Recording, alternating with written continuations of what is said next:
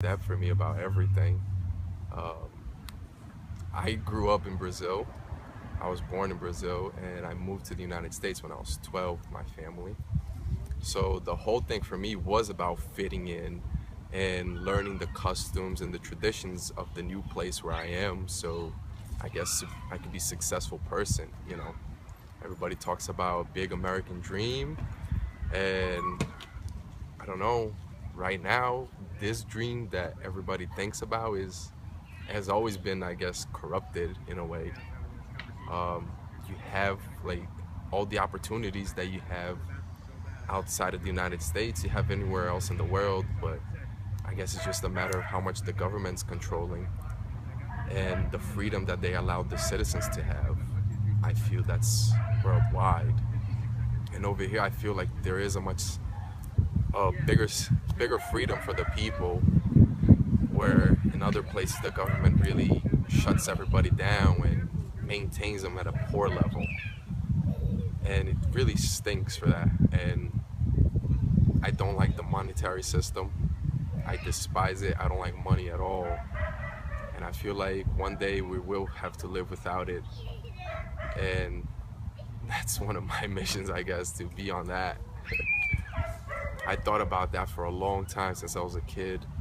And I always had a job as well, working for money so I can have my electronics, my car, all these things that I felt like I needed to have to fit in with society, to be part of it, and to be accepted in a way, or to be a better self. My parents always tell me still about job situations and why don't you have a full-time job or things like that. And now that I turned 30 recently, they're like, what about kids? Are you having any anytime soon? And sometimes like I can barely take care of myself right now. How am I supposed to take care of a kid? It's pretty difficult. I see other people with kids. I've helped raise kids, especially my little brother, and it's a full-time job in itself. And with so much happening in the world and so many distractions, it can be kind of difficult. Like, if you don't have a good base, it'd be pretty difficult to bring up a child and tell them all the things that you know and distinguish right from wrong, even though there is no right or no wrong. I feel it's just the way we act sometimes. I don't know, it's just so much, so much in this world. And I've been out here now in the state of California for almost 3 years, and I see a huge difference in the community versus on the East Coast in New Jersey where I used to be. Um, there's more of a spiritualness out here. And I guess it all started for me with my friend Sonny back when I met him in college. I was just, going to school, trying to get grades to move on. Sometimes I just slack around, play cards with my friends, and then I got to meet this person, and through him speaking, like other people like, what's wrong with him?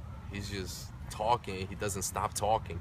But if you really dial down and pay attention to what he's saying, like it's true. It's really true. He's speaking the truth. He's speaking from a higher source, and he's saying all the things that you might want to hear and the things that you don't want to hear. And through that, I guess I began like being more introduced to the spiritualness of things. And now I'm here just enjoying it.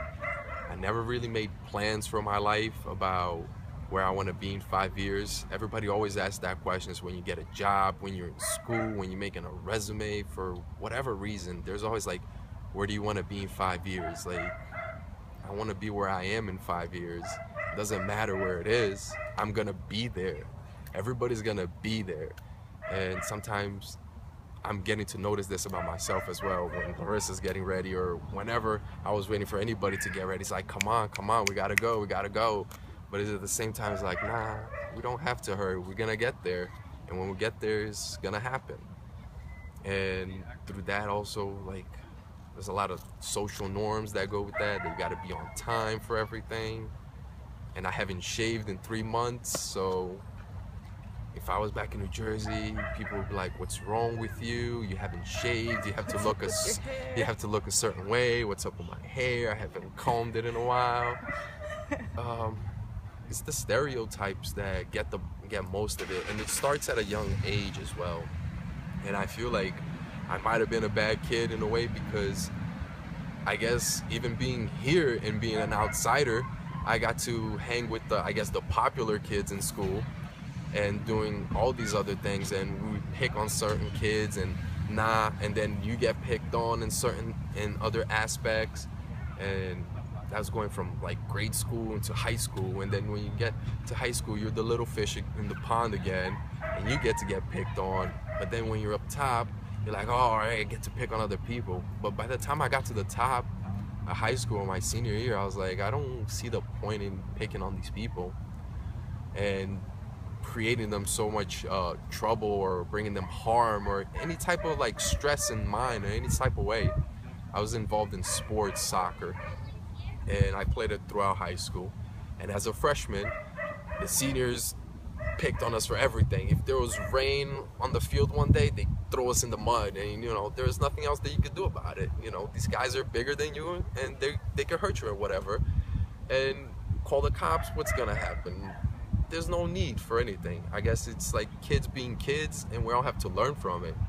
So by the time I got to be my senior year, I was on the top, and I was the captain of the team, and I was like, all right, I will push everybody, I will yell and scream and do all these things, but I wouldn't want to bring them physical harm, or like do something crazy like rub Bengay on their private areas, which some other kids did. And you grow up seeing this in a little bit on TV, because they only release a little bit, like, oh, hazing in such school, this kid got hurt. But when you think about it, it's only like the kids with money, I would say, that has a little bit more advantage in the community, or influence in the town, and such things like that.